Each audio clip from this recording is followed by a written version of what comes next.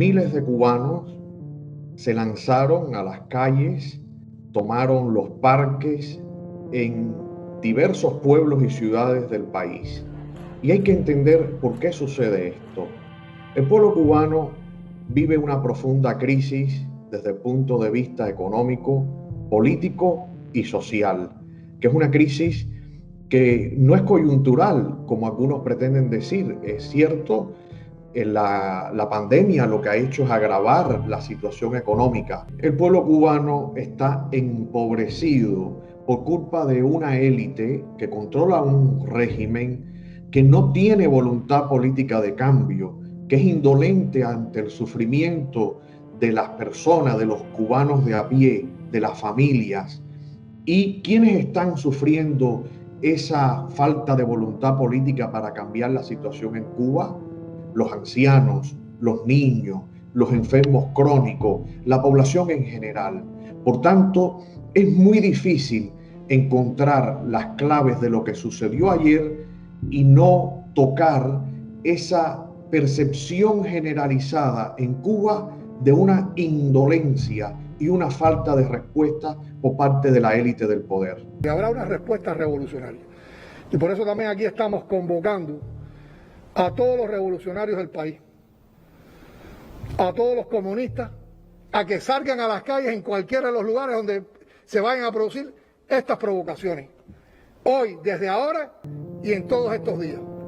Y enfrentarla con decisión, con firmeza, con valentía. ¿Qué valoración merece el llamado que hizo el presidente cubano? El régimen cubano, fíjate, con Díaz-Canel y con Fidel Castro, con Raúl Castro, no tiene soluciones para los problemas de la gente. Sin embargo, sí tiene un catálogo, un abanico de acciones represivas. Miguel Díaz-Canel se ha manifestado con esa irresponsabilidad con la que siempre se ha expresado la dirigencia comunista de Cuba, llamando siempre a enfrentar al que piensa distinto, a reprimir al que piensa distinto, a culparlo de ser mercenario.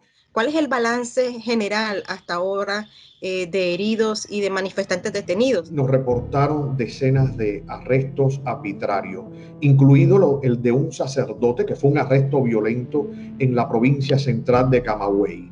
Hay un sacerdote que está todavía, salvo que lo hayan liberado recientemente, todavía está encarcelado. También tenemos reportes de violencia, pero ya con consecuencias extremas o consecuencias, diría yo que graves, pero por un tema de responsabilidad y porque sabes que estas cosas son muy delicadas y hay que confirmarlas por varias fuentes. Entonces, por eso hemos sido muy prudentes y todavía no lo hemos denunciado.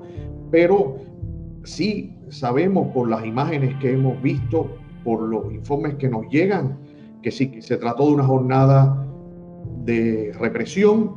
¿Hay alguna intervención real de Estados Unidos en esto? Ya ellos a nadie convencen con ese discurso siempre culpando al enemigo externo.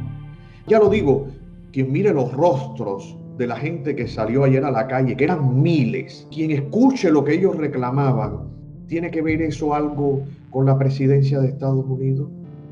¿Tiene que ver eso algo con la CIA? No, lo que están criticando son deficiencias, es el empobrecimiento que claramente que son por causas internas, por causas endógenas, y es por la incapacidad del régimen de evolucionar, por la incapacidad de la élite política de hacer las reformas que conduzcan al país hacia un régimen democrático donde se respete la libertad de los derechos humanos y donde se establezcan las bases para la prosperidad. Por eso es importante que la comunidad internacional sepa leer bien lo que está pasando en Cuba.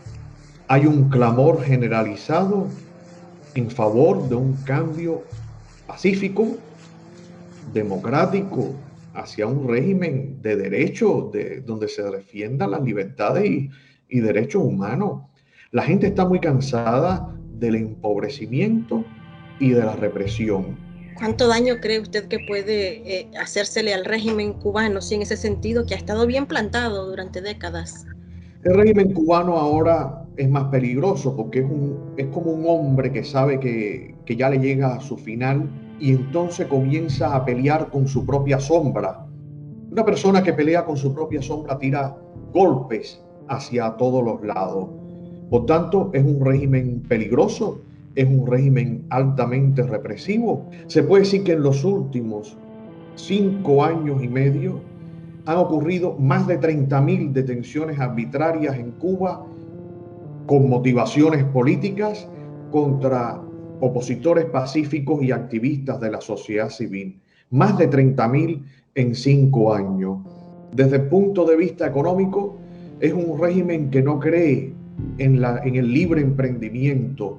Es un régimen que cada vez que saca una medida económica lleva letra pequeña y lo que establece al final son más restricciones. ¿Crees que las protestas cesaron, que ha logrado el régimen aplacarla, o crees que va a continuarse este descontento que estamos viendo apenas el principio? La gente ha dicho basta, la gente se ha cansado, porque además ven que quien reprime a un joven, como el de San Isidro, quien maltrata a la gente es quien los está empobreciendo también, es quien no consigue los medicamentos para los ancianos, para los enfermos crónicos.